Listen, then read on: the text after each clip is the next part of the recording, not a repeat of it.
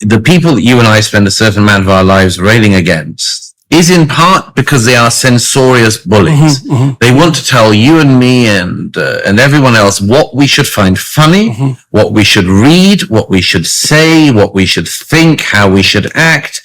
And in my mind, it's an invitation which I decline. These people who are so prim, so unfunny, so tediously repressive in everything they do, don't stand a chance in the long run.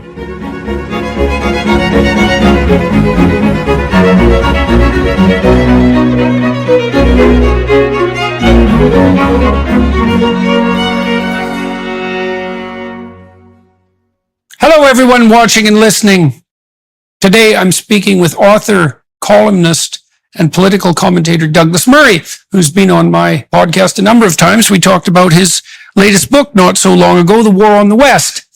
We discuss how a misguided purpose leads to abject misery and hopelessness, the cowardice of experts who choose silence, experts and others, let's say, who choose silence in the face of malevolence, the psychology of fear, and the necessity of willful exposure to combat that fear. So we went out for dinner last night to Royal 35, which was very good. That's a steakhouse that looks like a classic mafioso place, as far as I'm concerned, but they make great steaks. And one of the things we talked a little bit about was your burgeoning interest in purpose. And so I'm curious about that. So the first question I have, I guess, is why you think that's attracted your interest, that particular topic? I think it's because I just increasingly notice, as I'm sure you do, that it's the question underneath almost all questions in our day. A lot of the things that you and I spend a considerable amount of our time railing against are things we critique, criticize, find holes in, push back against. But you're always confronted by the fact that you're dealing with somebody who believes that they find their sense of purpose from the thing that we find, untruthful, irritating, or worse. And you see all of these versions in our day, I think, of misguided purpose used to the wrong ends, meaning found in places that really don't give much satisfaction, but give people the drive to get up in the morning and act sometimes well, often malevolently. More often than not, perhaps malevolently, but that it seems to me that this sort of meaning crisis is one that many of the people that you and I have problems with, shall we say, are actually addressing. I mean, in their own inept and sometimes malevolent way, they are sort of speaking to a depth. Well, one of the things the left does very well, there's a developmental psychologist named Jean Piaget, who was a great psychologist, and he called himself a genetic epistemologist, actually, because he was interested in knowledge structures and how they developed. And so he really thought he was a practical philosopher. But in any case, he noted that human children, as they develop, go through stages of development. Each stage was in some ways a different theory of being. And that the last stage that he identified was the messianic stage. And developmental psychologists haven't paid much attention to that because they tended to shy away from anything that smacked of, let's say, religious thinking, even though Piaget was motivated fundamentally by the desire to bridge the gap between science and religion, which, by the way, I think he did quite well. The messianic period is late adolescence. And you might think about it anthropologically, I suppose, as associated with the need for individuals of that age to move away from their immediate local friendship group, which would have been the bridge from dependence on their parents, to identification with the broader culture. And so what they're trying to find at that point is something like a sense of universal purpose, right? And that touches on this issue of purpose, obviously, and meaning.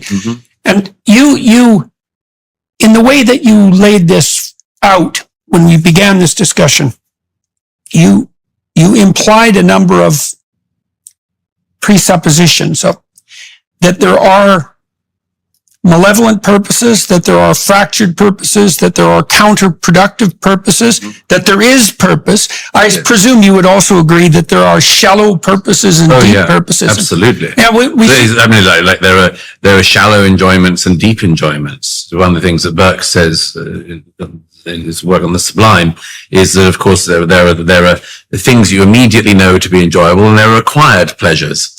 And that's just on the level of pleasures. And he gives the example, I think, of cigar smoking or whiskey, I think, as an example of a pleasure you don't get straight away. Olives. So yes, I mean, there are things that can drive people and give also an ephemeral sense of purpose. But the issue of deeper purpose is one I just see as being very dangerously unaddressed in our day. And I think I referred to this recently in a speech in London, saying if, for instance, the left approach you with the opportunity to spend your life rampagingly campaigning to provide, cosmic social justice on this earth now, saving the planet, not burning to death tomorrow, various other things, and also are driven by things like envy, resentment, very, very deep human instincts, ineradicable human instincts, that if you don't like what they're doing and what they're suggesting, you can't just answer on a technicality. The example I gave in that speech in London was, if you have people telling you can get a burning sense of meaning in your life by being resentful, a conservative or somebody on the right cannot simply say, well, we've got a tax break we've discovered. Right. I mean, it might do something. They also can't simply say that resentment is wrong because the alternative isn't well fleshed out. Well, the alternative, as Nietzsche says, is gratitude. Well, right. Which is doable, but you need to work at that more than you need to work at resentment. So there's a bridge there between the idea of longer term and acquired purposes and practice and work. You said that you have to work at gratitude, right? And so that makes it a practice. And I think that people generally presume that, a sentiment or state of mind like gratitude is something that descends upon you rather than something that you acquire through effort. And I think that that's a real mistake, right? Absolutely. I mean, you and I think both probably have the same attitude on this, which is that we know that, we're very lucky today to be sitting in a city which has its problems, but is very successful. You've got some chance of being mugged in the street, but not all that much. If you do, you can get justice. There is a justice system. There are people who hear you if you have suffered an injustice. We know that all of these things are actually worldwide at the moment and also historically very, very unusual. So you and I might have quite a developed sense of gratitude because we might remind ourselves of these things on a daily basis. I might remind myself when I walked past St. Patrick's Cathedral this morning, I think, what a building. Now you can take that for granted or you cannot, and you can think even for a second about the amount of labor and devotion that went into that. But that is something that some people need to be reminded of. And my suspicion is that the societies we live in now in the developed West, you do have to work at it. And the reason why is that there's this massive context collapse whereby we assume that the state that we are in is the natural state of mankind. And somebody I know who's... well, and there's also conservatives and the progressive types tend to differ on what constitutes the natural state of mankind. Because the conservatives, and I would say the wiser people, tend to be more influenced, you might say, by Thomas Hobbes than by Jean-Jacques Rousseau. And we assume that, let's say that the state of brutish natural life is, or the state of natural life is brutish and short and miserable rather than some pre-industrial paradisal state where everyone lived in harmony with nature. Well, I gave the example in my last book, In the War in the West, of this rather delicious but savage lesson that a group of French sailors learned after Rousseau. They're big Rousseauians. They land on an island in New Zealand and assume that the natives live in a state of nature. And I think they're all killed and eaten. The ones who survive the expedition and end up with a very low opinion of Rousseau. Right. They learned it the hard way. And that's the same Rousseau that let all his children rot in orphanages, right? Yes, yeah. Right. But anyhow, I think that this issue of, are you talking at comparable depths, remains important. Gratitude is obviously a part of this. Gratitude becomes easier to feel if you know what the alternatives are. One of the things I always say about resentment that's a good opposite, I think. Yeah. And I know a school teacher who says that the single biggest thing that will change the behavior of a child is if they are of an immigrant background and go back in a school holiday to their country of origin.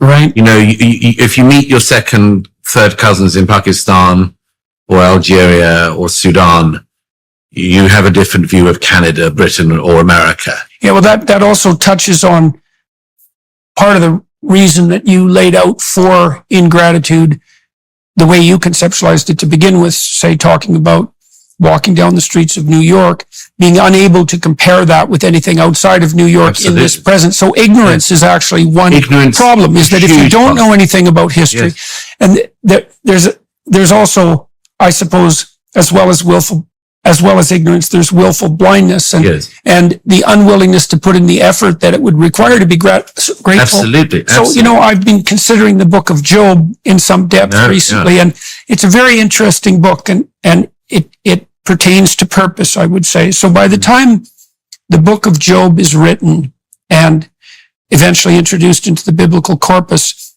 there's a real transformation in the conceptualization of God. And there's a key figure in that transformation, which is extraordinarily interesting. The figure is Elijah. Mm-hmm. So when Christ is transfigured on the Mount, two prophets appear with him. One is Moses, and that's obvious why that is. But the other is Elijah. And Elijah, compared to Moses, is a relatively minor figure. Mm-hmm. And so there's some chapter or some verses devoted to his story, but not a lot. But here's the key psychological significance, let's say, of Elijah. So Elijah set himself up against Jezebel, who was a queen at that time, a foreign queen of Israel, who had introduced the worship of Baal into the Israeli culture. And Baal was a nature god. And so Elijah has a famous dispute with the prophets of Baal and ends up, with Yahweh's help, defeating them. And so he establishes supremacy over Baal. This is a golden calf. Yeah. He builds an altar. He builds an altar and challenges the prophets of Baal to have the sacrifice destroyed by their God, and that doesn't happen. And then he calls on Yahweh, who sends down fire to destroy not only the sacrifice, but the altar itself. And then he has the prophets of Baal put to death, which doesn't exactly thrill Jezebel. And then he runs away because she's after him. And this is where the radical transformation occurs. So he's hiding out in a cave, and he feels he's the only one left who's still an acolyte of Yahweh in the entire Israelite polity. And a thunderstorm happens, a very, very violent thunderstorm, followed by a very violent earthquake. And Elijah realizes that God is not in the earthquake and not in the thunder, that he is instead the still small voice. That's where that phrase comes from. So it's the first marked internalization of the notion of the deity, is that whatever the highest deity is something that you can commune with internally, that is roughly equivalent, let's say, to the voice of conscience. And so that's Elijah. Right. Now, what happens in Job is so interesting, because in the story of Job, God has a bet with Satan. It's a very nasty story, right? It's the most brutal story. It's a brutal story. It's a brutal story. It makes you wonder why it wasn't edited out of the biblical corpus. And the consolation at the end isn't much of a consolation. Well, exactly. And so Job is a good man, and God thinks so, and so does Satan. And Satan is invited by God to have a few words with him, and says, "I bet you that I can destroy the faith of your good man Job." And God says, "Yeah, I don't think so. Have at her, buddy." And so Job loses everything, and in the most painful possible manner. And what he does, as far as I can tell, is that he uses that internal guide of conscience, which was now, say, allied with the voice of God in some sense, against these terrible external forces that are conspiring to bring him down, right? Because his wife dies. The children will die. Children die. The cattle die. He's covered in boils. Yeah, and his friends are making fun of him because they think he must have done something to deserve this, right? So he's like taken to the bottom of reality. But he refuses to lose faith. Now, you might say, and this is where the story, I think, transcends something like mere rationality, but we can argue about that. You might say that the logical conclusion from that misadventure is that Job has every rational reason to shake his fist at the sky and curse God, right? But he doesn't. He maintains faith in the goodness of being, despite the fact that he's suffering dreadfully. Yeah. And despite what the voice from the whirlwind says to him, which is the least comforting thing that the voice could say, which is, who are you to question the Lord thy God? Right. But this is such an interesting issue here, because I've watched people in the deep throes of misery. And I can tell you that one of the things that will make misery hell is ingratitude.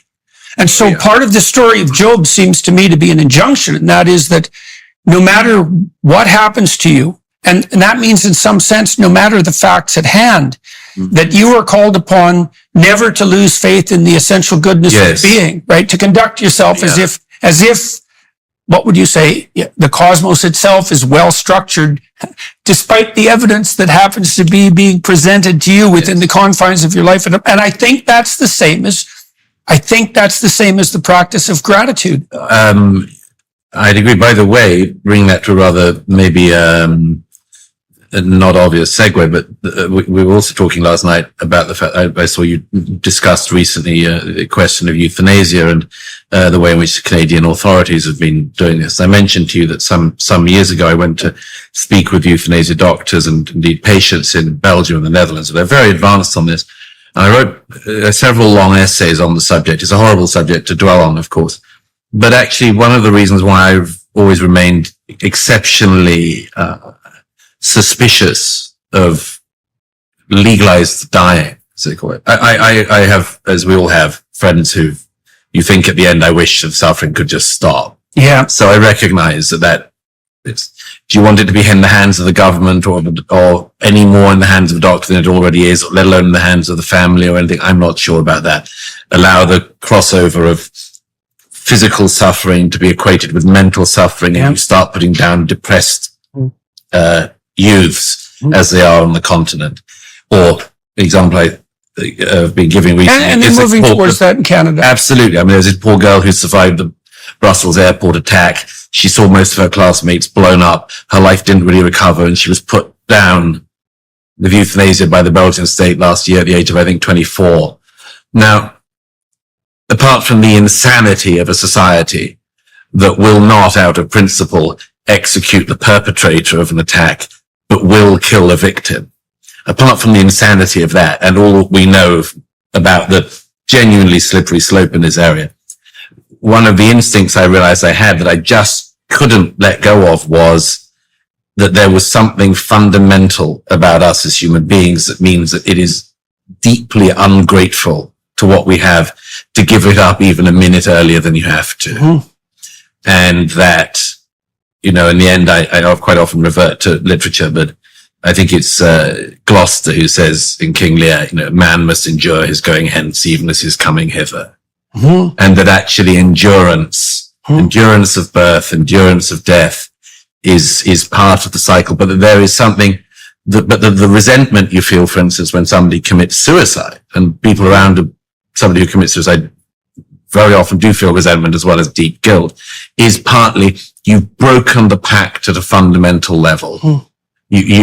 You've made all of us see something we didn't wish to see, or concede something we didn't need and to left see. us powerless in and left way. us powerless. Mm-hmm. And anyhow, I mean, and that's all independent of whether or not you want to put the power to euthanize people in the hands of the state, which, absolutely. And the answer to that is most definitely 100% not. Well, I mean, absolutely. I would say if the Canadian government, can't work out how to organize the banking system or passport delivery, or some of the roads, I don't want to give them life and death. Mhm. Particularly not over mentally ill people. Definitely. So when you see people suffering, I mean, I saw this in my clinical practice a lot, is that if you, and I saw this with my daughter, you know, we talked to her too about this because she was very, very ill as a child, and we did everything we could to stop her from being bitter. Yes. And the reason for that, and this is an interesting, it forces an interesting consideration of the relationship between facts and values. So she had 40 deteriorating joints, and each of them were painful. And that's a lot of joints, and that's a lot of pain. And that was only a few of the things that were wrong with her. But had she become resentful and bitter, then she would have had all those problems. Plus she would have been resentful and bitter. And as far as I can tell, the way you turn tragedy into hell is by becoming resentful and bitter. Now,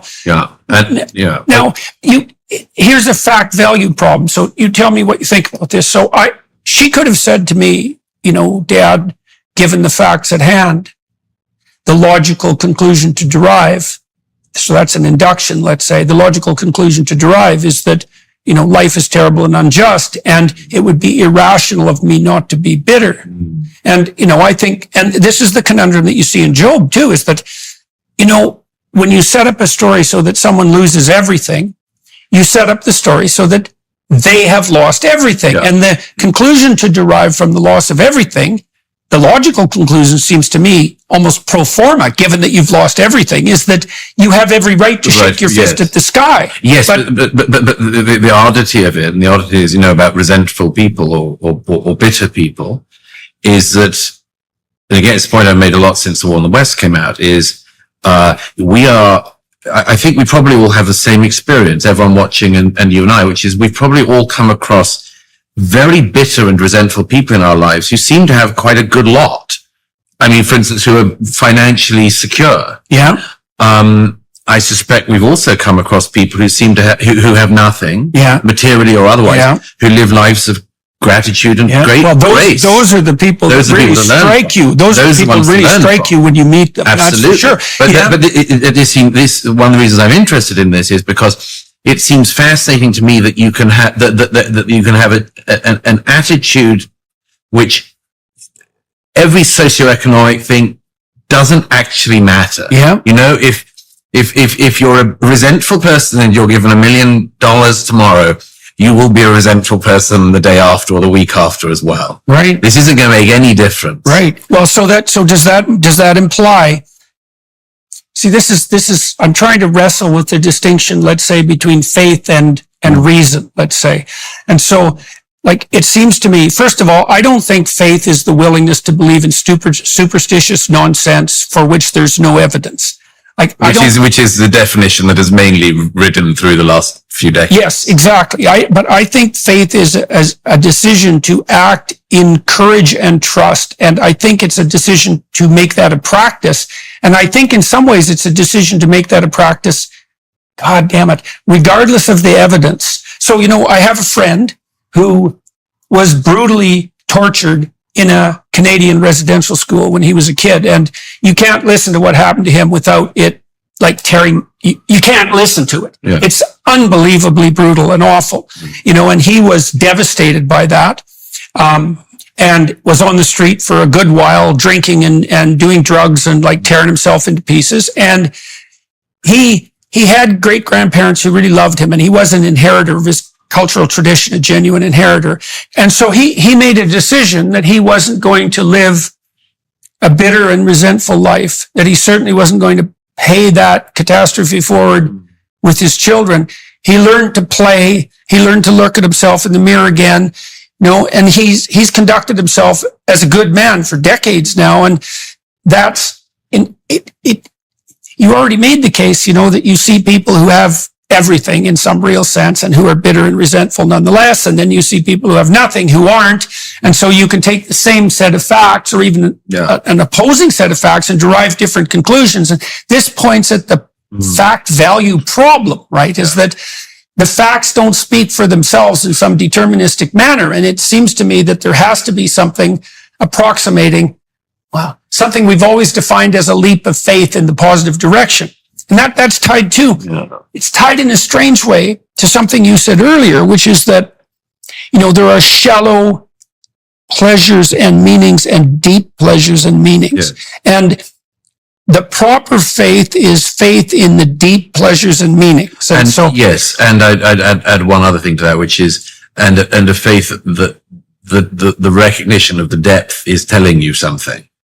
Yeah, well, so I've been trying to puzzle through what depth means, technically, let's say. So, in the scientific literature, your work is deeper. That's one way of thinking about it. The more other people cite it. So it's a dependency network, right? So here's a definition of depth.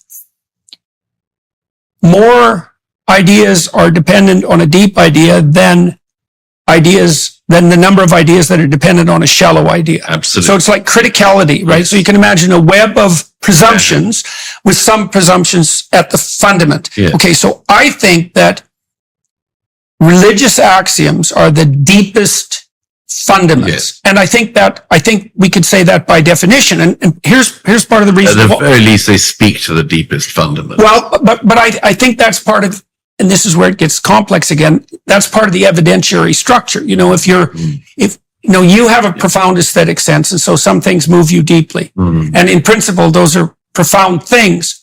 The reason they move you deeply is because they shift large sections of your perceptual and conceptual structure simultaneously, rather than the shallow things, which are evanescent and irrelevant. And so, and I think as well that we do in fact feel movement in the depths. So, yes. I mean, you of course, you know it when you feel it. That's why music as an art form is so extraordinary, because it speaks to a depth that speech can't do. Right. Or it speaks at a register that speech can't do. If you say, why did you find this particular piece so moving? It's often extremely hard, even harder if you're a musicologist, to explain why. There are certain ways you can explain why. Certain things to do with harmony, tonality, a phrase of music returning to its natural home. Yeah. I mean, that's almost all things that move people are the resolution. Yeah. However long delayed it is. In fact, the longer delayed it is, the better the resolution, the greater the satisfaction in it. But it's not just that. It's that sense that this is speaking to us in a register that we understand, and we see, but we can't quite reach. But it speaks to my mind, music is the closest thing you have to religion.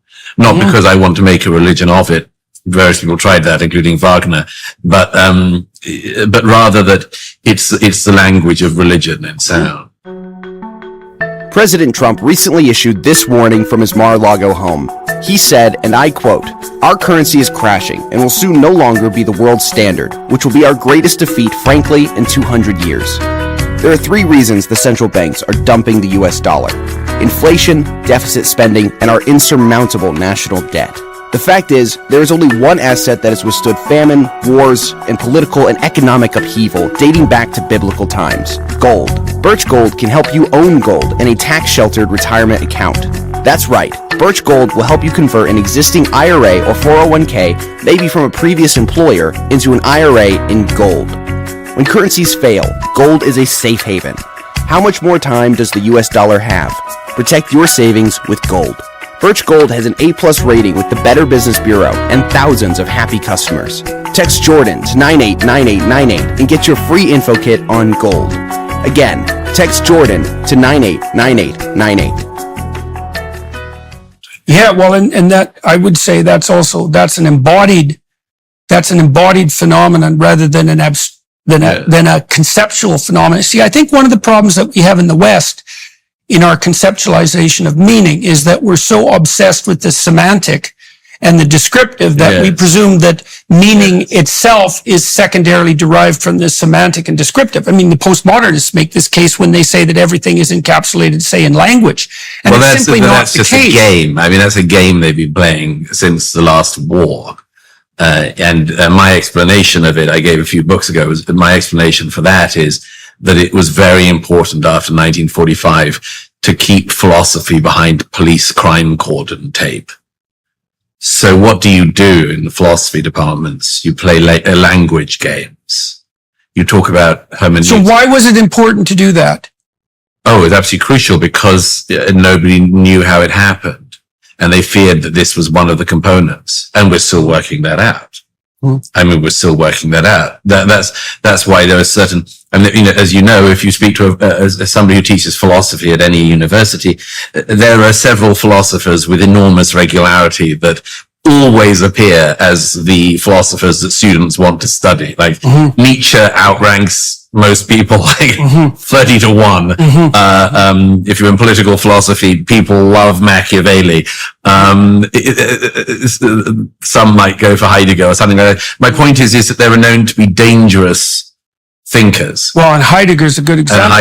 Heidegger's a good example, although the actual texts give you really very little compared to what you could take from Nietzsche if you read Nietzsche badly. Or Machiavelli. But it's very interesting to me that there is this awareness that philosophy, like culture actually in general, which again you can see in the visual arts and others, in the latter half of the 20th century, become about not very important things. And it's because there has just been this fundamental whack at the belief that, for instance, philosophy can make you good, that art or culture makes you good. In fact, it's just had the biggest blow, and the answer in the late 20th century to how did the most civilized societies on earth end up doing the worst thing. One answer is maybe the civilization was the problem. And a lot of people took that idea away, or haven't had the discipline just made the evil more efficient. Absolutely. I mean, it didn't have the discipline to disentangle accurately what could have happened and what did happen and what didn't. But I think I've always been sure that the games that philosophy plays in our day are games of deliberate distraction, because people aren't sure they can cope with the questions that they should be asking. And that's a shame. Well, it is very difficult. Well, it is very difficult to cope with that. I mean, I spent my whole life, I would say, probably since I was about 13, really trying to solve the Auschwitz puzzle. Well, the Auschwitz puzzle is, how could you enjoy life as an Auschwitz guard? And for me, that was an attempt to understand what happened in Nazi Germany at the level of the personal. It's like, well, what sort of person did you have to be like in order to do the terrible things that were done? And the answer is, well, now and then you were a psychopath. But otherwise, everyone was like you and me. Yeah, you were like you and me. Right. Which means that we're not the creatures that we think we are. No. Right. And that's a very terrifying. So tell me what you think about this. So I've been spending a lot of time walking through the biblical stories recently because I'm writing a new book, which is called We Who Wrestle with God, and it should be out in February. And I've thought a lot about the crucifixion story. And so one of the things you can say about the crucifixion story, and Jung said this, was that it was an archetypal tragedy, and he had a technical reason for that. And the technical reason for that was that it's kind of like an AI idea, like a large language model idea. Imagine you took all the corpus of all tragedies, and then you extracted out from that a meta tragedy, which would be like the essence of tragedy itself. The tragedy of all tragedy. Okay. And so the essence of tragedy is something like the most unjust possible thing happens to the most virtuous person. Exactly. Okay. So that's pretty clear, right? It's pretty clear that that is the passion story in essence, right? And there's decorations on it, like you're betrayed by your best friend. And not only are you a good person, but even the people who put you to death know it. And your mother has to see it. And yes, exactly. Your mother has to see it. So like all the details are in there. But what's very interesting about that story is that it actually doesn't end there, right? Because there's a mythological corpus that's arisen around the crucifixion story per se, that after Christ was crucified, he had to descend into hell and harrow it. And the way I read that psychologically is that you are called upon, if you want to get to the very bottom of things, not only to face the ultimate tragedy of existence, right? To face that full on, but that's not enough, that you actually have to face the problem of hellish malevolence itself, and that's a worse problem than death. And and I think maybe the reason that philosophy degenerated into triviality, following up on your logic, was that it was a lot easier to avoid the problem than to take on both of those burdens. Because I don't think you can understand Nazism. How can you understand Nazism without journeying to the heart of darkness, let's say? And by the way, even if you journey there, you may learn nothing. I mean, that's, as you know, is the worst possible. I mean, in our age, you hear people all the time saying things like the lessons of the Holocaust. Yeah. So what are you talking about? Which lessons? And generally, it devolves into kind of banality of like, be nice to people. Like, don't mass murder people. Sure. Okay. Right. Beyond that. Right. The devil's in the details, unfortunately. The details on this. In fact, by the way, it's very hard to say anything new about Auschwitz. And, you sort of feel everything is being said that could be said in a way, and at the same time we know nothing about it. But I was very struck. Martin Amis, who died recently, wrote a novel in the 90s. It was very controversial at the time, called Time's Arrow. Everything goes backwards. The whole plot of the novel time is reversed. So if somebody is sick, they go to a pile of sick and inhale it and then walk happily around their day. So it's a device that works well at times as an abusive parent. The child is crying, the parent smacks the child and he stops crying. It's a device that makes you able to look at things in an interesting way. But he was much criticized for Amis in the 90s because he does the Holocaust. He addresses the Holocaust in the book. And everyone said, oh, you're using it as a literary device. I actually think by doing what he did, he actually showed one of the very few new insights I've ever seen about the Holocaust, which is that the people whose job it is to take the bodies out of the ovens would give birth to these people from the ovens. Late in the novel, one of them confides to one of his colleagues that he's getting nervous because the people that they're bringing out of the ovens now don't seem right. They're more and more disabled. They're more and more ill. Is it worth even taking them out of the ovens? So strangely enough, by doing it in reverse, you get an idea of how it started. Right. You get an idea of how it started. Yeah, well, the thing is terrible things start one thing at a time. Right? And in this case, again, by a desire on behalf of some people to alleviate suffering, or to claim to alleviate suffering, to view some lives as less valued than others, perhaps hardly worth living. Goes back to what we were saying about Canada today. To view, I urge people to think of it this way round, because if you think about it this way round, it's much easier to see how you start.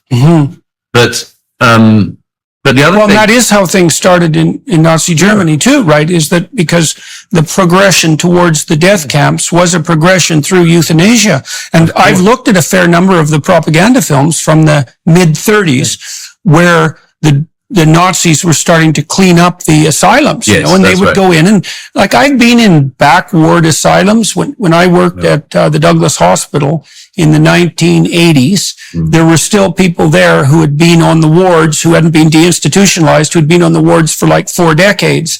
And they would kind of lurk in the corridors that were underground at the Douglas Hospital, because it was like a university campus that was connected by underground passageways. And it was like Dante's Inferno down there. I mean, and you could easily go there and make the case that, oh my God, is a life of being on a backward in a psychiatric hospital, wrapped up in a straitjacket for 3 decades, worth living. And well, that brings that whole terrible conundrum up in front of you. And there's no simple answer you can jump to there.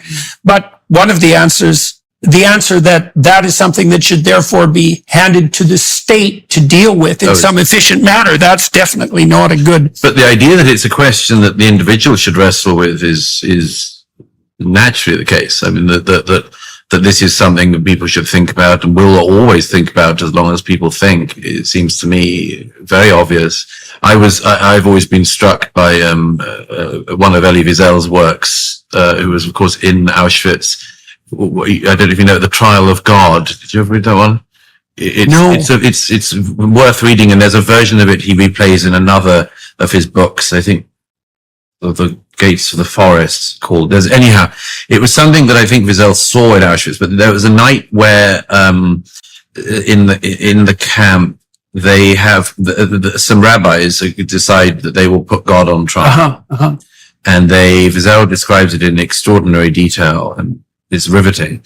The silence in the room, and eventually the case for the prosecution, the case for the defense, given by very, very learned rabbis from Poland, and nobody could know more than these men routinely knew, which is a reminder of what was lost. But in the end, they find God guilty. See, the Jews never did that in the Old Testament. Well, no, but then something very important happens. Okay. Which is that they find God guilty, and there's a silence in the heart. And they realize what they've done.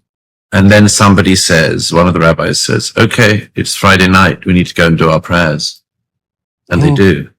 In other words, that's kind of reminiscent of what happens in the Grand Inquisitor. Yes, exactly. When the Inquisitor leaves the door open for Christ, right? Even though he's doomed him to, hypothetically, to death because he's no longer necessary. Well, in the story of Cain and Abel, Cain puts God on trial because Cain is making these sacrifices, which are second rate. Abel's sacrifices are lauded in the stories, but Cain's aren't. And there's an intimation that they're not of the highest quality. Now, Abel offers up animal material to God, and Cain vegetative material, and that plays into it as well. But Cain calls out God and says essentially something like, I'm breaking myself in half here, working on my life, and nothing's going my way. And your favored son Abel, for reasons that I can't really understand, is thriving on all fronts. What the hell is the problem with the cosmos you created? And God says, and I got this from reading multiple translations, God says, first of all, he says, if you do well, will you not be rewarded? That's the first rejoinder. And the second rejoinder is something like, sin crouches at your door like a sexually aroused predatory animal, and you've invited it in to have its way with you.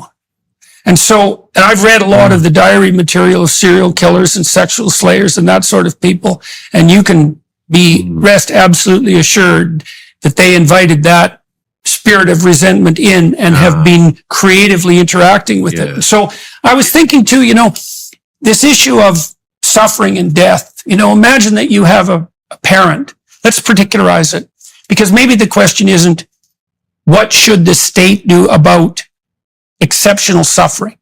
Maybe that's the wrong level of analysis. Maybe the right level of analysis is something like, what would you do if your father was dying a terrible death? And I would say, what you should have done was live the life that you should have lived, so that at that point of unbelievable complexity, you'd be wise enough to make the appropriate decision and to see your way through. But that there would be no way that you could generalize that decision. It would only have to be made in a particularized manner. Absolutely. And you wouldn't have the wisdom to make that decision properly if you hadn't conducted your life with exceptional care. Nobody can make it for you, that's for sure. No function.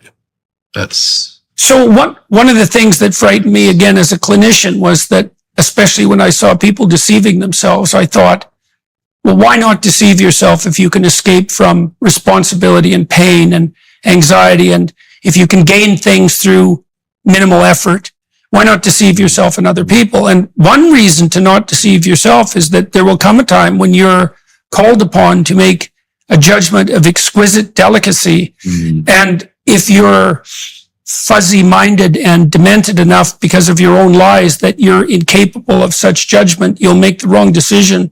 and you'll regret being alive as a consequence. Well, that's one good reason not to do something that you're going to regret. I mean, I've said for a long time that there should be a category. Perhaps there is one. Somebody watching can describe it to me. But I've thought for a long time there should be a category of argument which is recognized cannot be solved because somebody involved in the argument has done the thing and regrets it deeply, but at such a deep level that they could never face up to it. So the example I've always had in my mind is if you have an argument like the ethics of abortion, if there's one person in the room who's had an abortion, you're very unlikely to get anywhere in the discussion because there is somebody who has everything on the line, everything at stake.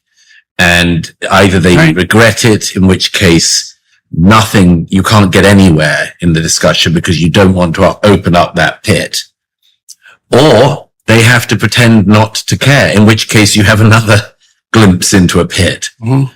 Now, actually, again, you and I were talking about this last night. Helen Joyce made this brilliant observation about the trans issue recently, which was that we, for the rest of our lives, will all be facing a certain type of person who cares more about that issue than anyone else in the world because they've done the worst possible thing to their child, and they will never concede it.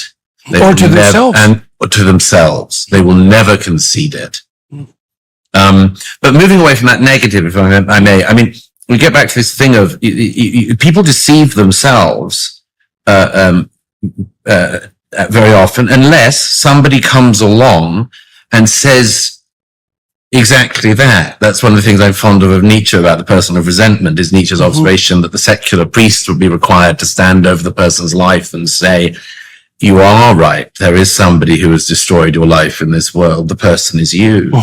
Now, our mutual friend Anthony Daniels said that when he was a prison doctor, he was one of the few people who actually used to do this with his he's a remarkable person. He's a wonderful man. And that's Theodore Dalrymple, for those of you watching and listening. He's written great books. And he had the observation, he told me once that he quite often in prison would have people coming to him saying, oh, doctor, I think I need some pills, some antidepressants.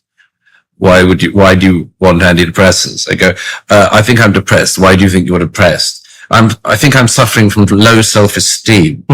He said he would reply, well, there's one thing you've got right. Right. Almost without exception, whenever he did this, the patient laughed. Yeah. Because they'd been caught out. Right. The point is, you're in prison for doing a terrible crime. You ought to be depressed. That's why it's a penitentiary. It's why it's a penitentiary.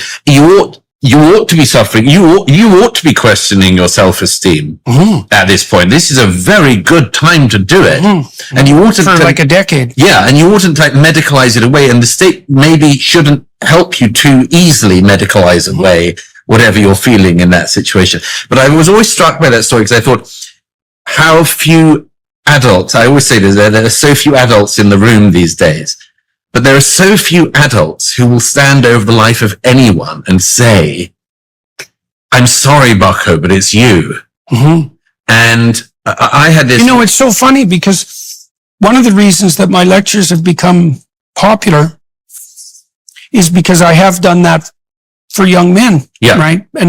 And suggest to them, well, if you're miserable, it's possible it's because you're useless and you're not doing what you should be doing. And you could think perversely and should think likely that why in the world would that possibly be a saleable message?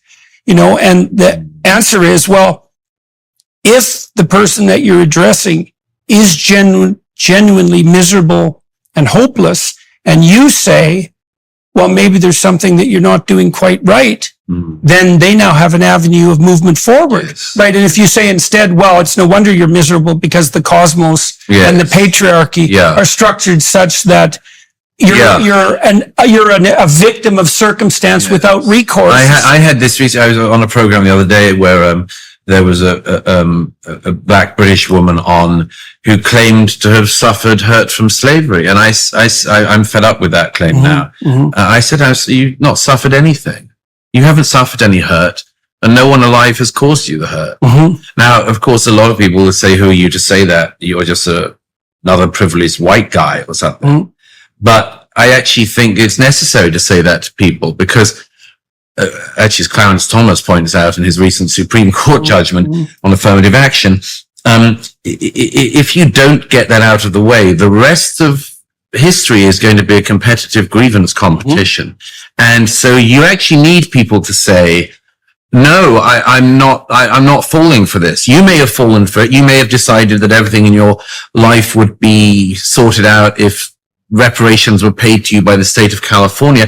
I'm not convinced that would help you. I think you'd have a fantastic shopping binge for a few days and be as unpleasant and unhappy a week from Tuesday as you are today. And but it's very striking that there's something missing in our societies of people saying that, of just saying, you know, we're not going along with your self-perception. And that's on so many things. We're not going along with your self-perception and agreeing to it, not just because it's bad for you, but it's bad for all of us. It's bad. Yeah, it's bad for them and for all of us simultaneously. Yeah. And you know that one of the things I've been really shocked by, I would say, with regard to my fellow therapists, is their absolute cowardice, and almost universally so, on the self-identity. I assume cowardice on behalf of almost everybody. So I don't expect heroism in our age. It's wonderful when it happens, but you should assume cowardice. I think it's particularly egregious on the therapeutic front with regard to self-identity. Yeah. Because so here's two things that every psychologist who's actually trained knows, if they are worthy of the name. The first is identity is negotiated by anyone who isn't two, like literally. Yes. Yeah. By three, you negotiate your identity. And if the definition of being a civilized person is that you negotiate your identity and you do it constantly. Yeah. I mean, you and I sitting here in open dialogue are negotiating our identities, right? Because we're attempting to modify the manner in which we perceive ourselves and present ourselves as a consequence of exchanging information. We couldn't even talk. Well, of course, the people who push the self-identity mantra also claim that there's no such thing as free speech, right? There's no honest exchange of ideas between men of good faith, let's say, or goodwill. So that's one thing psychologists know, and they absolutely know this. And part of what you do as a psychologist, if you have any sense at all, is you teach people how to negotiate their identity more effectively. And so the second thing that psychologists know is that you expose people voluntarily to the things that frighten them instead of protecting them, you know, in this trigger warning fashion. And all psychologists know that kind of overprotective attitude is definitely a pathway to psychopathology. And yet no one will stand up and say that. I have a habit, which I learned from a late friend who was a journalist, which I've tried to stick with throughout my adult life, of always going to one dangerous country a year. And I do it for lots of reasons. One is just curiosity in the world. Another, I suppose, is that it is to go back to what we were saying earlier, one of the best ways to actually feel a sense of gratitude about where you're from and what the good things are in your society. Yes. Because unless you've seen a society at war, you don't understand quite how blessed a state peace is. I mean, and how easily what happens to other people could happen to you. But there are other reasons to do it. And what a miracle it is that isn't happening all the time everywhere. Absolutely. As it was. Because that's the state of nature. That was, right? Yes, absolutely. I mean, that's one of the things that Pinker's right on in The Blank Slate is, deaths in tribal societies pre-modernity. Way higher. The violent deaths way higher even than the average violent deaths of a European male in the 20th century. So, right. So yes, to some extent, this is a natural state, but I also do it just partly because I learn so much about how societies deteriorate. And as a sort of very, very minimal final thing, you always find out something about yourself. It's never the purpose of doing it, but there is Well, something you find out. okay. So You know. here's a very interesting clinical finding. It was a revolutionary discovery in the 50s. That's about right. So the psychoanalysts following Freud would walk people through what they wanted to avoid. And they did that autobiographically, right? By going back into the past. And there's some utility in that. The behaviorists came along, and what they did instead was expose people to what they were afraid of here and now. So, for example, if you were afraid of balloons, which is rare but does happen upon occasion, a therapist would sit you down, have you relax, run you through a relaxation exercise, maybe show you a picture of a balloon, ask you to imagine it, then put a balloon, 15 feet away, and then 10 feet away, and 8 feet away, and then a balloon on your lap, and maybe that takes a number of sessions, and then the fear would disappear. Now, the theory was the reason the fear disappeared was because you paired the exposure with relaxation. Right. Okay, but then it was discovered that you didn't have to pair it with relaxation, and it still worked. Okay, You could be in a sort of hyper as long as you're doing aware it, state. as long as you're doing it voluntarily. Interesting. You have to do it voluntarily. Interesting. Right. Okay. So then the psychoanalysts' rejoinder to the behaviorists was, the person isn't really afraid of a balloon or an elevator. They're really afraid of death. And if you eradicate the specific fear, it will just move locale because you're not dealing with the root cause. Okay. Now that also turned out to be wrong, because what happened is if you exposed people to, say, 3 things they were afraid of, they would go out voluntarily and expose themselves to all sorts of other things that they were afraid of. So you didn't make them less afraid. You made them braver, Right. which is very different. Yes. Right. And so Yes. what you did with exposure therapy was that you transformed people's conceptualizations of themselves. You transformed their conceptualization of themselves from passive victim of malevolent circumstances to active contender with challenge. That's so interesting. Maybe I've been unwittingly doing this to myself all my life. I remember the first time I was covering a conflict, and there were rockets landing, and it was, as it actually is, it's quite exhilarating if you're in it isn't if you have no choice to be there, but if you're a war correspondent, I think it's famously a problem of the job that you can find it exhilarating. Well, that's that distinction between voluntary and involuntary too. And Winston Churchill famously said there's no greater feeling than the feeling of being shot at without result. It's an enormously enlivening thing that you feel. You think, not today, death, not today. But the first time I was ever in a conflict where there were rockets landing, funnily enough, when I got back from the area where it was happening, and got back on the first evening, my immediate instinct was this very strange one to me, which I thought about a lot afterwards, which was that I thought I could look my grandparents in the face. Now, what I mean by that is that all my grandparents are long dead by then, but what I meant was they'd all gone through the Blitz or the Second World War. Right. And I'd always wondered how on earth you coped with that. And I suddenly sort of thought, oh, I see, it's like that. So I would say what you did, okay, so there's a mythological tone to all of the things that you just related. So the first thing you said was that perhaps you had been doing this unwittingly in some sense your whole life. Well, one of the things that psychologists eventually figured out was that people are unwittingly doing this their whole life because that's how you learn. Yes. The way you learn is by facing an optimized challenge voluntarily, and that pushes you slightly beyond your current limits. Now, that's where meaning emerges. Right.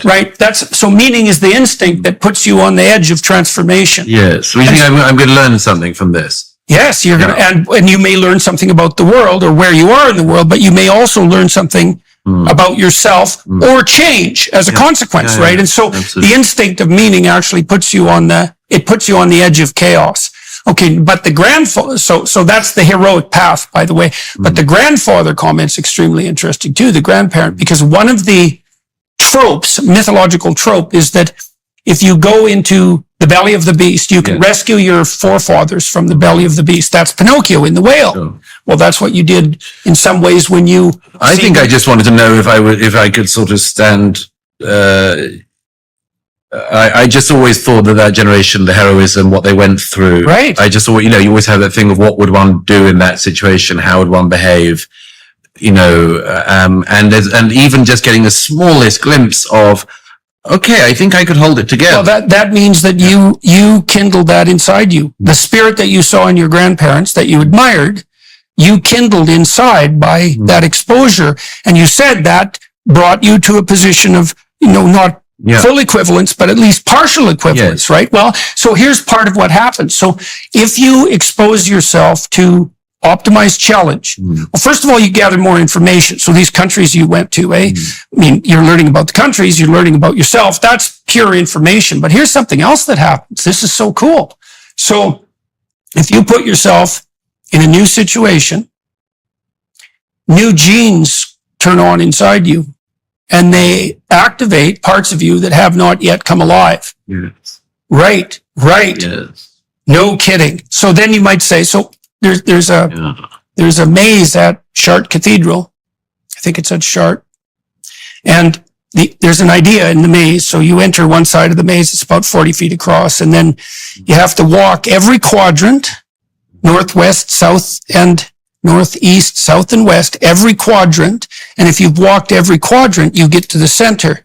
The center is also the center of the cross, right? So that's the place of maximal suffering. But there's an idea there, and redemption, there's an idea there. And the idea is that if you go absolutely everywhere, every bit of you will turn on, right? And a fair bit of that is right, exactly. Yes. And we know this is true. And you think, well, how could it be any other way, right? Because, and too, these experiences that you had where you're voluntarily confronting what's dangerous, that changes you in a way that can't be attained by anyone who hasn't had that experience. Right. If you haven't pushed yourself to your limit, especially I would say with regard to the fear of death, then there's a change that hasn't occurred within you. And I would say it's a fundamental change of maturation.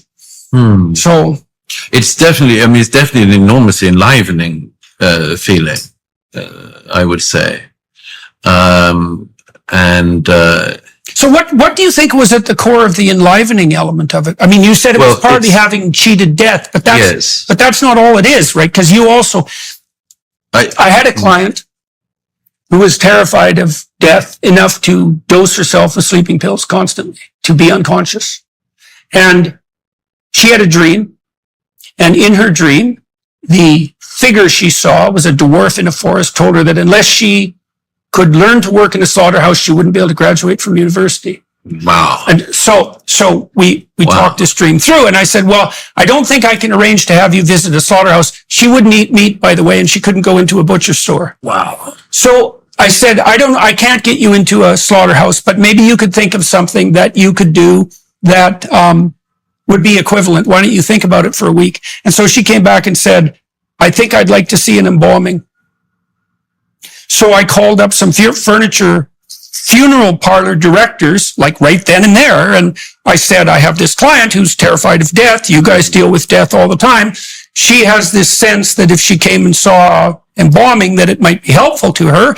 And we'd also like to talk to you about how the hell you do this, because you face death every day, and like she can't face it at all. And they were very, very understanding and just said yes. And so we went there 2 weeks later. I'm very squeamish about that sort of thing as well, about that kind of gross physicality, let's say. And so it wasn't something that, I would just wrap off as if it was nothing. But my client was absolutely terrified, but it was so interesting. And this is part of the enlivening element. So we were in the hallway, separated from the surgical room, so to speak, where the embalming was taking place, which is a very visceral occurrence as all the bodily fluids drain, for example. And for the first of all, she went to the funeral parlor. Second, she sat in the hallway. Third, when it first started, she was looking to the side, but she'd do this. And then every time she did that, she'd look a little longer until finally she was watching it completely. And then she said, can I go in the room? Can I put my hand on the body? They put her on a glove and she did that, and now what happened to her, and this was so interesting because she had a lot of neurotic concerns, and part of them reflected her own sense of her own weakness. She came out of that knowing that she was a lot less weak than she thought, because she could do it, right? She didn't think she was that sort of creature, and it turned out that she was that sort of creature, and quite quickly. That's the learning that about yourself. I mean, is so to be encouraged. Because the first thing that happens, I'm struck by your example, that the first thing that happens is looking away. Mm-hmm. Mm-hmm. That's the most natural of instincts. And we all have it. I mean, you'd have to have something slightly wrong not to. But to train yourself to be able to look at the thing that terrifies you, whether it's death or something ugly, it seems to me, at any rate, that it's one of the things that drives me is that if you look at enough, and as long as you don't tip over into the void, mm-hmm, mm-hmm. if you look at enough, you can get to that place of stillness. Mm-hmm. There's a metaphor that's always on my mind from the end of Evelyn Waugh's Decline and Fall, where a very curious man who's an architect in the book and a rather minor figure is at the very end, when it's been the whole plot, but at the very end, after all the terrible things that have happened to various people and the human comedy of the whole disaster of the novel, one of the main characters sees this architect, this mysterious figure sitting, watching this fairground ride. And the fairground ride is one where this thing spins round, and there's a net around the outside, and people pay a shilling, and they go on, they try to climb up the side, and they're flung to the sides all the time. And I think his name is Dr. Silenus, is just watching this as all the people, and he says how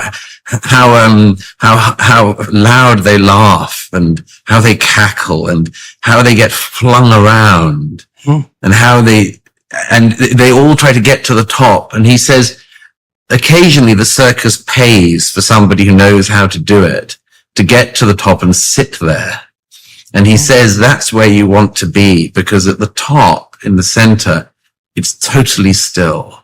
There's no centrifugal force there. Okay, so I'm curious about something. You made a comment earlier about the fact that your more natural presumption now is to assume that cowardice will be the order of the day. Yes. Okay, so there's something about you that's always struck me. And like, I've met a lot of people over the last 6 years, particularly, and I've met a lot of people who have remained silent when they shouldn't.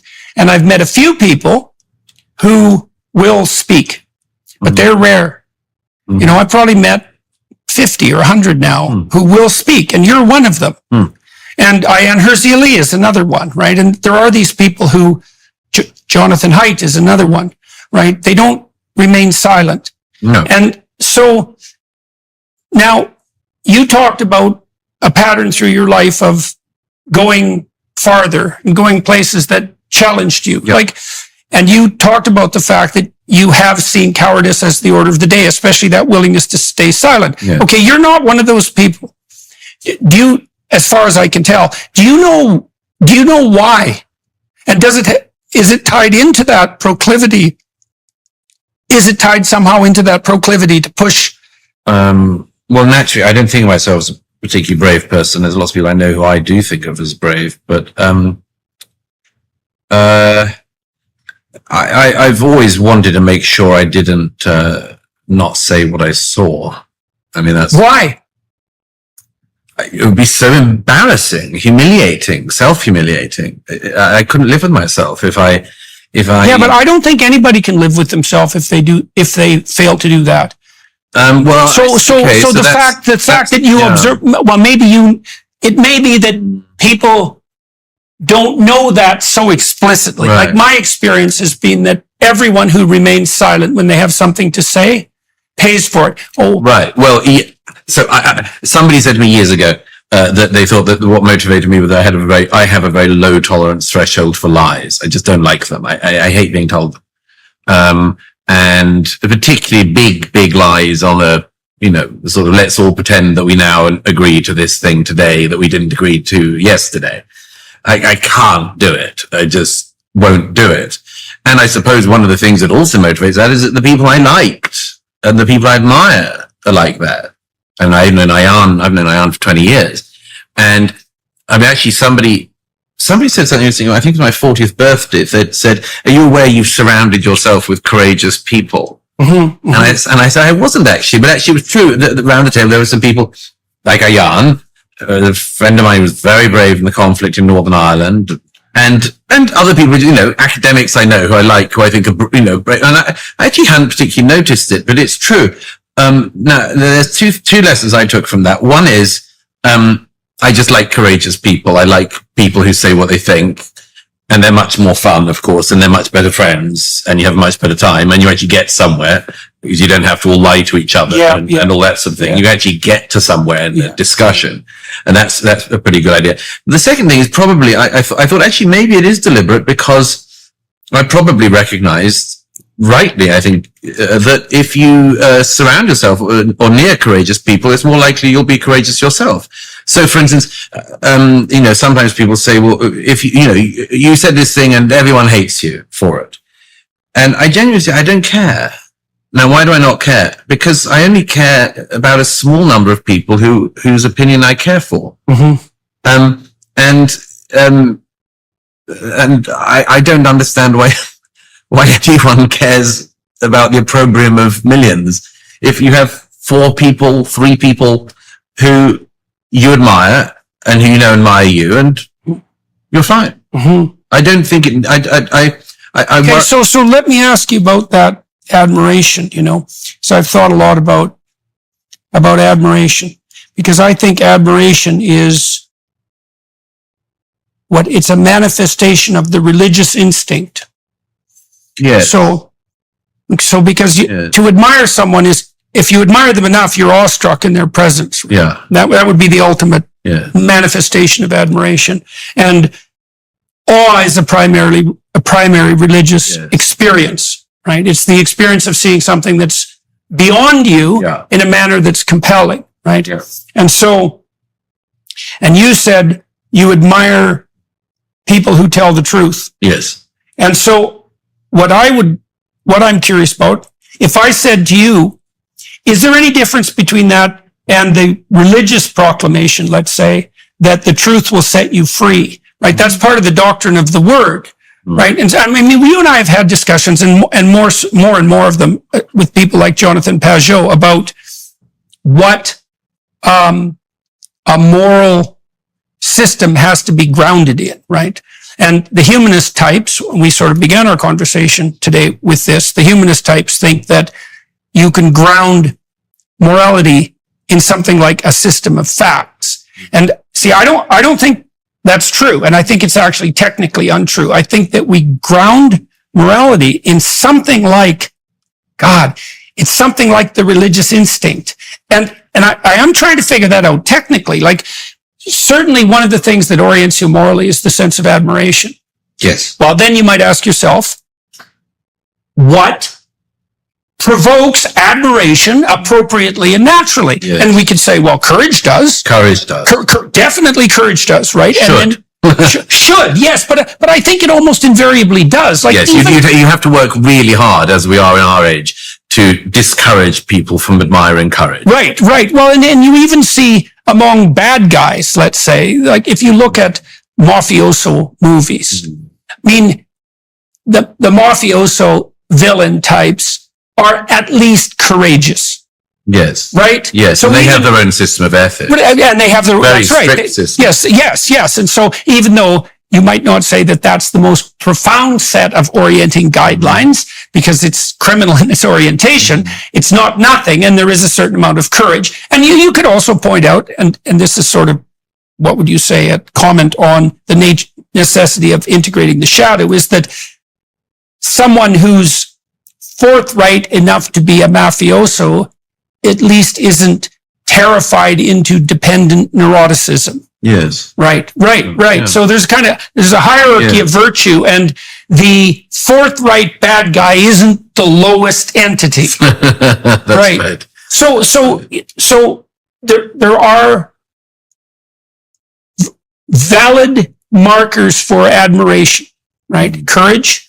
I think brotherhood in some sense is also, that's something you also alluded to. You know, you said that you noticed that you had aggregated around you, people who were willing to speak their minds. And I think the reason for that likely is that if you speak your mind and you pay the price and you reap the benefits of that, pay the price for that, reap the benefits, other people who've done that notice, Yes. and you find them and they find you. Yeah, I mean, that's happened Yeah. as I've risen to notoriety. Yeah. And so, and that's also a huge reward. Yes, right? absolutely. So- is the opportunity to meet people in different spheres who've done great things, and that's an enormous benefit of the life I live, and I'm sure the life you live is incalculable.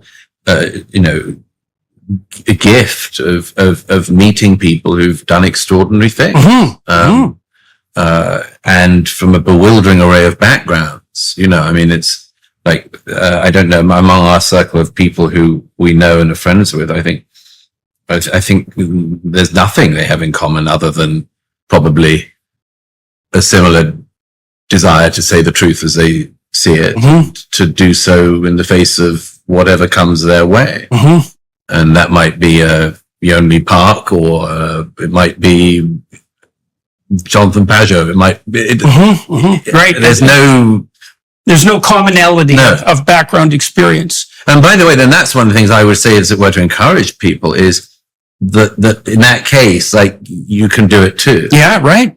And, I one of the reasons I'm sort of rather actually optimistic about the next generation coming along in America and in the Western democracies in general is that I think the smarter ones, and I'm sure you see this all the time, the smarter ones have all seen through the dogma of the day, and they don't like it. And although there are these sorts of prim, censorious, tittle-tattle, telltale people in their 20s and some pathetic people in their 30s and 40s and so on. Nevertheless, the people coming up in their teens and early 20s now have seen through those people. They don't like them. They're right not to like them. And so actually, That's why they look to people like Joe Rogan. right. And they're right to look. They are. Because Yeah. here's somebody who's very successful, very funny, very smart, Very tough. very tough, lives the life he wants to live. As you know, if you go to Joe's studio, it's pretty much what at the age of about 15 you thought you'd do if you got some cash. Yeah. And that's pretty great. I mean, I think that the more that happens, the more people see that there's a way through. The more we'll have this sort of aggregator effect. Okay, so let me ask you this then. You said that you can't, for one reason or another, you can't, or you have decided not to abide lies. And so I would ask you, to what degree has the adventure of your life, that's a good way of thinking about it, been a consequence of exactly that?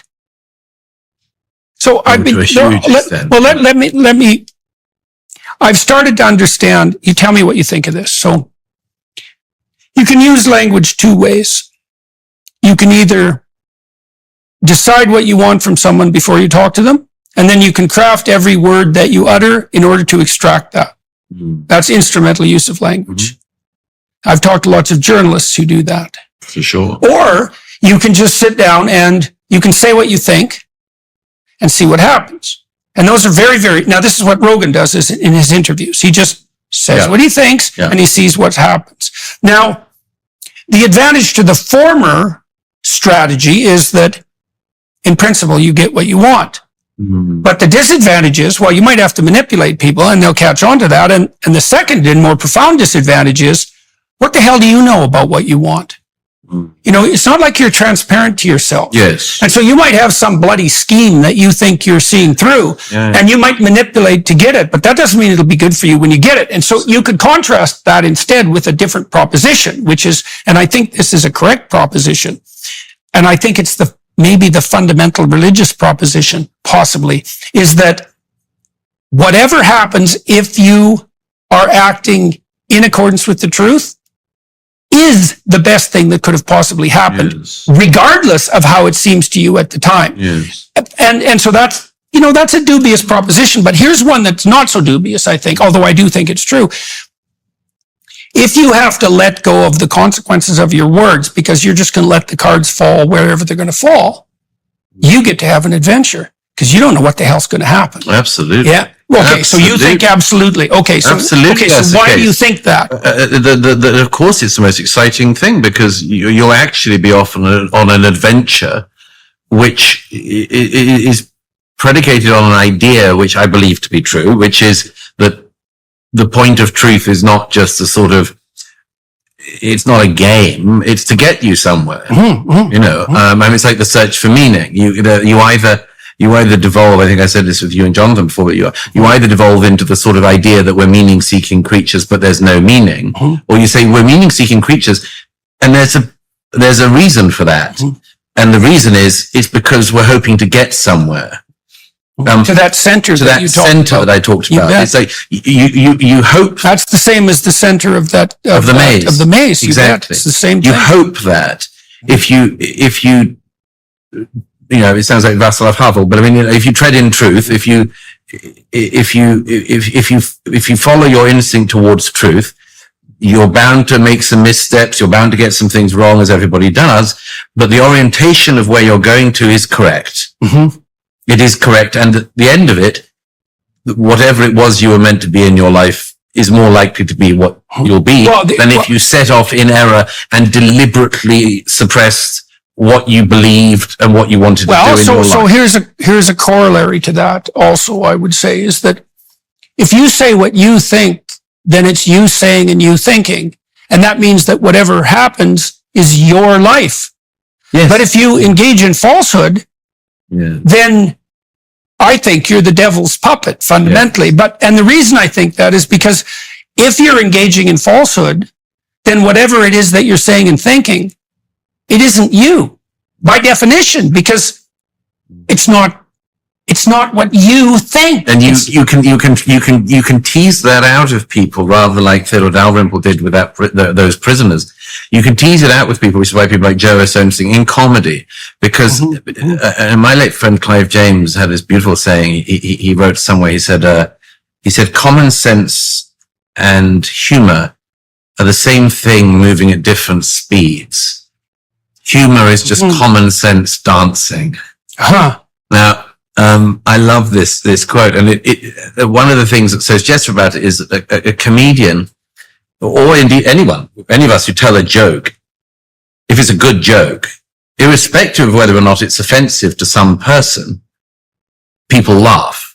And the laughter is the recognition that what has happened is real. You bet. It's reality dancing. It's reality riffing on itself at a higher speed. And transcending itself. Absolutely. And one of the greatest things, why I'm very confident that if you have enough comedians in our society who are good, we might get out of this. Because those are the 10 good men in Sodom, by the way. Absolutely right. Who dare to tell the truth. Exactly. The fact that at our age might need to rely on comedians will tell us something about our age. But nevertheless, if you make somebody laugh about the thing, they recognize it and they laugh. Quite often, there's a type of person who will then pull back because they've basically admitted that they also recognize this thing to be true, because otherwise they wouldn't have found it funny. They wouldn't have been able to laugh about it because laughter wouldn't be the response. The response would be disgust. It's interesting and quite often they laugh and then they have to feign disgust. Well, it's interesting too there, and this points to something like an instinct for the truth, because one of the things I was really struck by when I had little kids was how early their sense of humor developed. It's ridiculously early. Like it's there at 9 months for sure. Yeah. If you can coax it out of them. But certainly by the time kids are 2, they're doing ridiculously clowny things all the time. Yes. And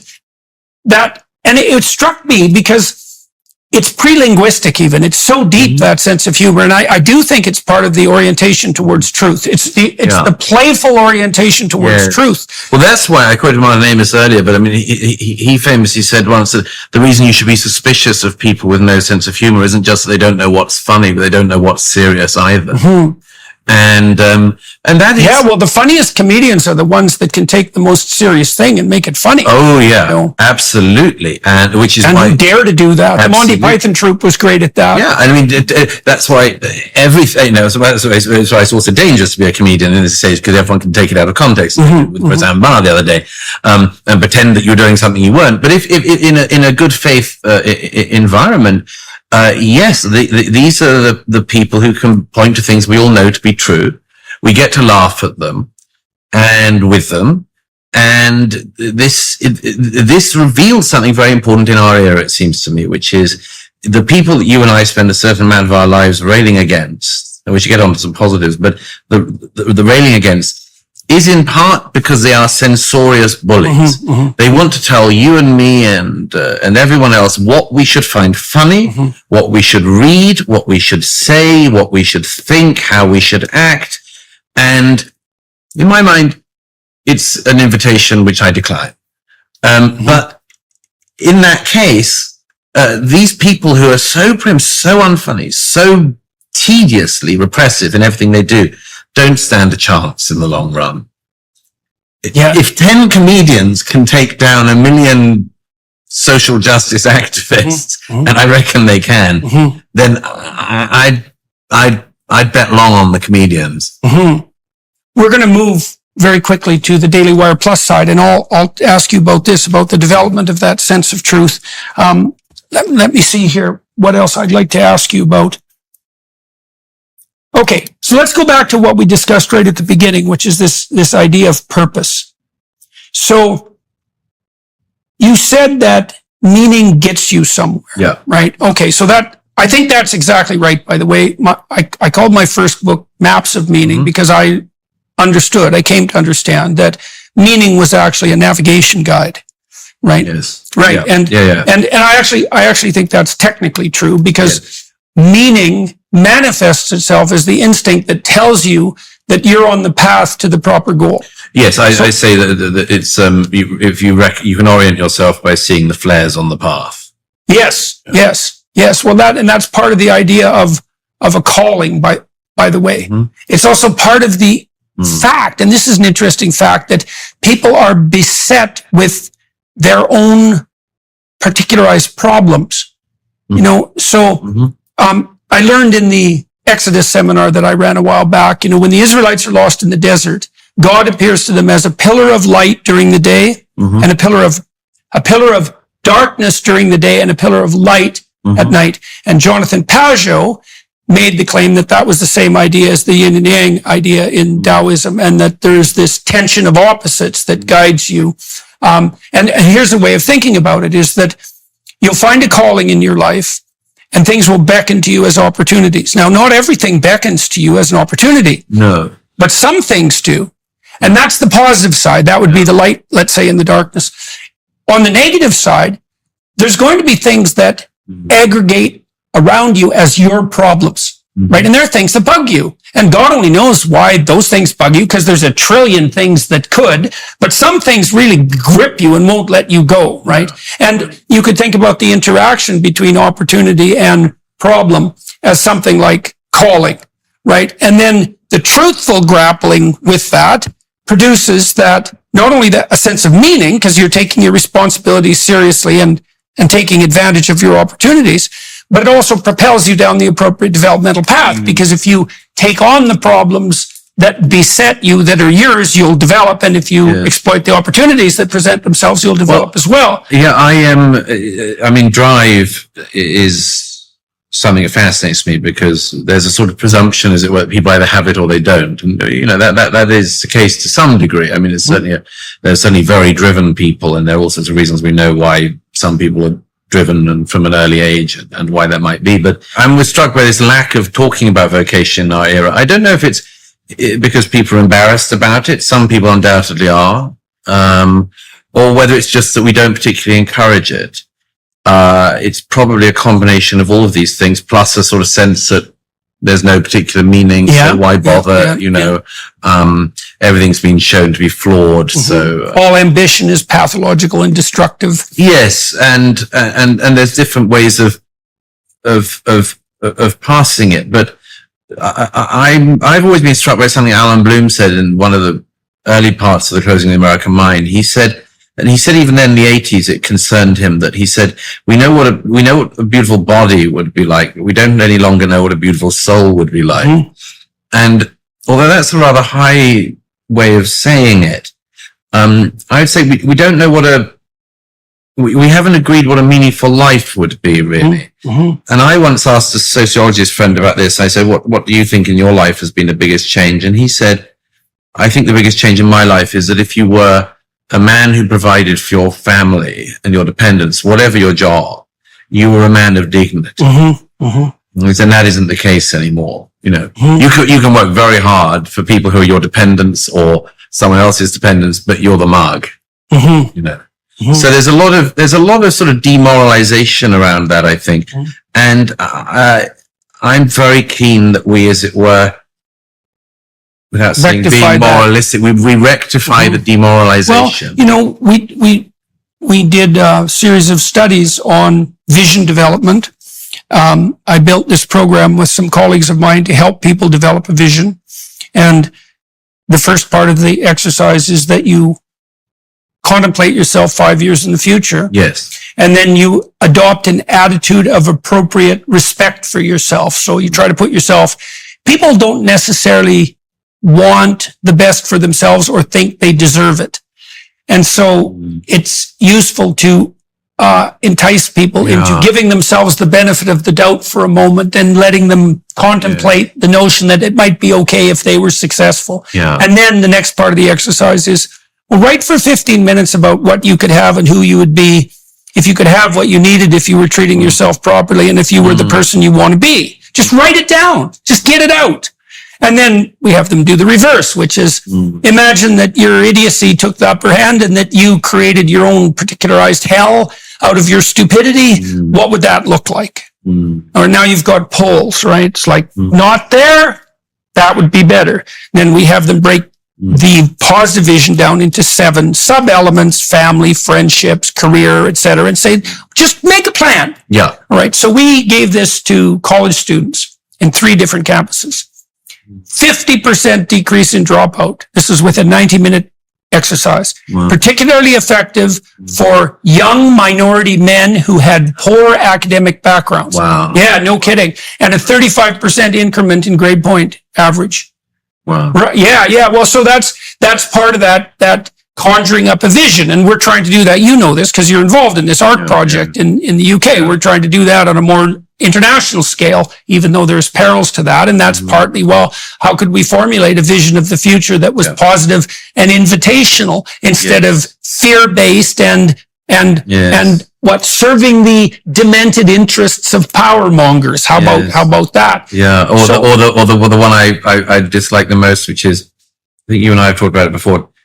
When the last time Roger Scruton appeared in public, we did a discussion together just a few months before he died, and we got talking about this strange way in which the era wishes you just to be harmless, right? To come in and out and not be noticed. Yeah, which is so preposterous to me.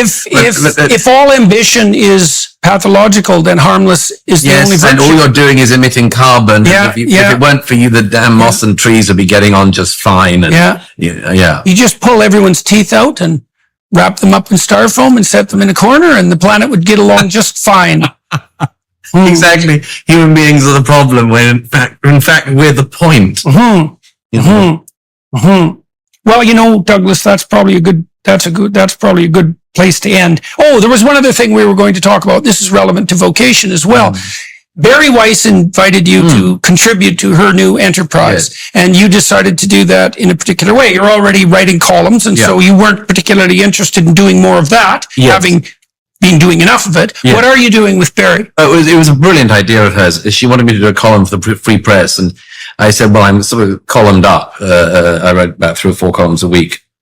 and on various issues of the day. And she said, well, I want you to write about something else. And I particularly, and I said, well, look, I've always tried to have a deal with my editors. I write about something I love for every piece about something or someone I hate.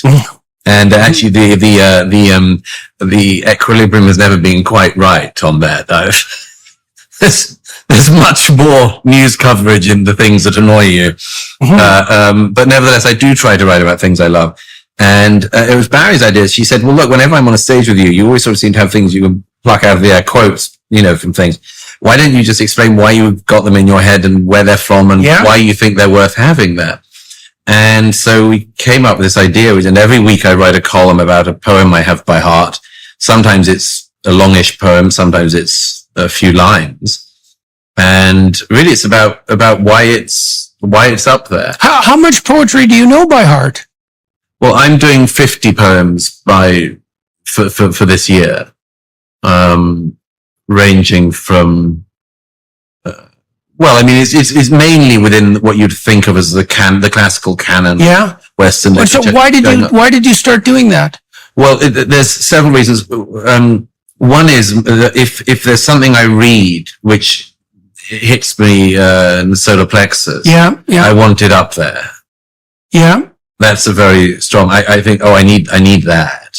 Do you know why you need it? Well, then there's that. The answer to that is, and I actually addressed this in one of the opening columns, there were several people who made a great impression on me when I was growing up. One was a sermon I heard from Terry Waite, who was a captive in Lebanon in the 80s, because he was taken hostage after being the emissary of the Archbishop of Canterbury. And I heard him give a sermon as a schoolboy where he talked about when he was chained to a Beirut radiator for about 5 years. Right. One of the things that made it bearable was that he had 4 quartets by T.S. Eliot in his head. And he recited the opening, time present and time past, both perhaps contained in time future. And he did that whole opening, which culminates in that great footfalls echo in the memory down the passage, which we did not take through the door we never opened into the rose garden. And when there was something immediately struck me. I immediately went back to my room and got my Eliot off the shelf and finally understood Eliot, or began to understand Eliot for the first time. But the other thing was, and I wrote this recently in a column about an extraordinary Russian woman who should be better known, called Tatiana Gnedich. Now, she was a woman. I tell the story in the piece, and I've only seen it in one other English version. She was a woman who was studied English literature in St. Petersburg in the 1930s and 40s. In the height of the terrors, she was actually denounced at her university because one of her forebears had translated, I think it was Ovid, into Russian. And she was very proud of this forebear, but somebody denounced her as having noble lineage, of course. Oh, yes. So she was denounced and thrown out of the university. She was eventually allowed back in. And to cut a long story short, but it's an amazing story, she ended up, after she was at the siege of St. Petersburg, her house was burned down and her mother was killed. In about 1944 or so, she handed herself into the authorities. She'd got it into her head that wanting to go to England constituted activity against the state. That was how bad it was, the sense that you were doing wrong. It's like trying to leave California. Right. She handed herself in and she was given straight away 10 years in the Gulag. And she, on the night she was at the holding prison, she was told by the guard, there are books in the prison before you're taken to Gulag. And you could, and she said, shut up, I'm working. And he said, what are you working on? She said, I'm translating Don Juan of Lord Byron's in my head. Now, the poem is 17,000 words long, 17,000 lines long. And he said, okay, I'll give you a piece of paper and a pen and I'll come back in the morning. And when he came back in the morning, she had translated into Russian all of the canto in which Don Juan goes to Moscow. And he laughed uproariously at the brilliance of this translation, the humor of Lord Byron, that she had exactly done in verse, in Russian, in the same rhyme scheme that the very complicated rhyme scheme that Byron uses in the English original. So he said, if I keep giving you paper, you can think you can finish it. She said, yes. It took her 2 years and she was in a cell on her own and they gave her the paper. Wow. And at the end, the guard allowed 3 copies to be typed up and gave her one, then sent her to Gulag for the next 8 years. And she completed her sentence. And when she came out of the Gulag, she had her pile of papers and she went to a friend's house and there was an apartment and 5 people were living in the room and she joined them and she stank of the Gulag by all accounts, as did her manuscript. But she then typed it up again with the revisions she'd made in the Gulag. It was subsequently published and it is still to this day the standard translation of Byron in the Russian language. Some people, man. And some people. Yeah. And it was actually put on stage and was a massive hit within her lifetime. So she went from, Wow. she had a heart attack on the first night, which she fortunately survived. But I tell this story, and I told it after the one on Byron and on Don Juan, because it's always been my belief, and to me, it's an insight that's not original, but I've got it from various people, which is what you have up here, the bastards can never take. They can, How much of that? So I have a friend in Canada, Rex Murphy, who's extremely erudite and literate and charismatic and maybe Canada's most remarkable journalist. The sort of person that CBC actually produced because he was a CBC production, so to speak, and would have produced more of had they actually done their job. And, instead of even setting themselves at odds against him, which they eventually did, he has knowledge of a vast corpus of poetry, and it's evident in the manner in which he speaks, because he has that lilt and cadence and rhythm that's part and parcel. Well, and you're very, very well spoken. How much of that do you think, can you tell how much of that is a consequence of having internalized? It's probably that. And in my case, the great good fortune of being brought up with the King James Bible and the Book of Common Prayer. Right. Which if you have them in your head and you recite them every Sunday, gives you a pretty good idea of how to cadence the English language. Right. Right. So that's an extension of the same thing in some real sense. Yeah. But I do think that I think that, and I don't know, as I say, I got it from various people when I was growing up, but I think the sense that you have to furnish your mental furniture and you have to furnish that well with the best things, because you might need it someday. Yeah, it's more in like fact, you'll need it any day. It's more like a tool house than furnishing. Absolutely. You bet. You'll need it any day, but there might be a day you really need it. So far, I've managed not to be chained to any radiator for years upon end, but I like to think that I could try to get by. Right, but you also do get by with these tools that you have at your disposal. Oh, absolutely. You know, this is one of the things that's really struck me about how badly we educate young men, because it's harder to get young men interested in literary issues than young women. But if you tell young men, well, you want to be successful or not? Well, they'll usually say, well, yeah, I'd rather be successful. It's like, well, you know, you could hypothetically do that by being a manipulative bully, which doesn't really work very well and is counterproductive and will turn your life and everyone around you, their life, into hell. So I wouldn't recommend that. Or you could master a few things, one of which might be language, since you think in it, and since everything you'll plan using language, and everything you communicate about and bring people on board with will be linguistically mediated. Absolutely. But the other thing is that if you choose right and you read right, you read well, that also will guide you in your life. I mean, in a few weeks' time, I'm doing a poem of mine, which is by Constantine Cavafy, the 20th century Greek poet, his most famous poem, Ithaca, which is really a description, of course, like our great hero setting out to the Isle of Ithaca. But Cavafy just describes in this beautiful poem really what an ideal life would look like. And he says towards the end, he says, Ithaca gave you the marvelous journey. Right. And okay, so we could sum up with that in some ways. You know, we started this conversation talking about purpose, and we delved along the way into the domains of courage and truth, and then into beauty, and language. And I would say those are all manifestations. You could think of those all as manifestations of the word, right? They're manifestations of the divine word. That's a good way of thinking Yes. about it too. And it's very useful to know that there isn't anything more powerful or meaningful than that, right? And you Yes. said that's been your experience in your life, right? Yes. Is that there isn't a better pathway than to think and speak in truth. Yes. You have the most amazing possible adventures doing that, and you meet the highest possible caliber of people. And weird and unexpected things happen to you all the time, Sure. and they're often magical.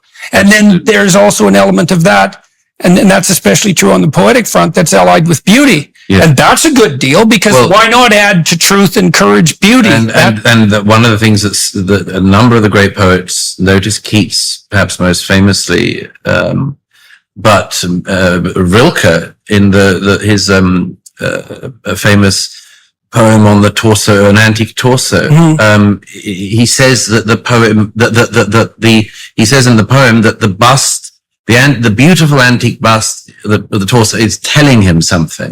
Right. If you remember, Rilke is trying to work out what it is. And Same thing music tells you. Exactly. And this is my belief is it's a beautiful thing is not just beautiful, it's telling you something. And what the antique torso says to Rilke is you must change your life. Right. That's Rilke. Yeah. That's Rilke. Okay. Yeah. Well, that's why people are terrified of beauty too. Yeah. Because, and you might say you're terrified of beauty in proportion to the distance your life is from what's beautiful. Absolutely. Because it's a judge, right? Absolutely. And it's an ultimate judge. It's like, Yes. and for it to say nothing about you is this, Yeah. it's Well, that's it's why- a terrible judgment. That's why Roger used to say the great thing of the modern selfie culture was, isn't this work of art lucky enough to be in this photo with me? Yeah. Of course. Yeah. It's exactly the wrong way around. Aren't I lucky to be standing in front of this beautiful thing? Right. Well, that's the proper attitude of gratitude as well. Yeah. All right, Mr. Murray. Thank you everyone for watching and listening, and walking with us through these complicated and hopefully promising domains.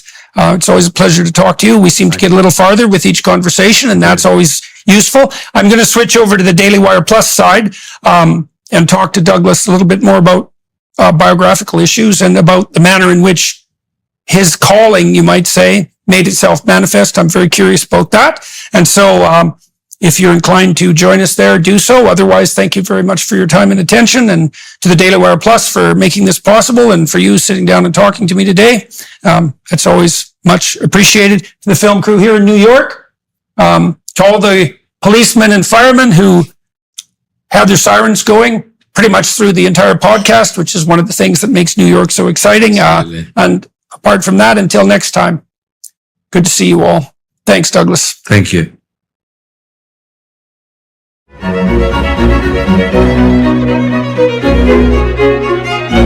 Thank you.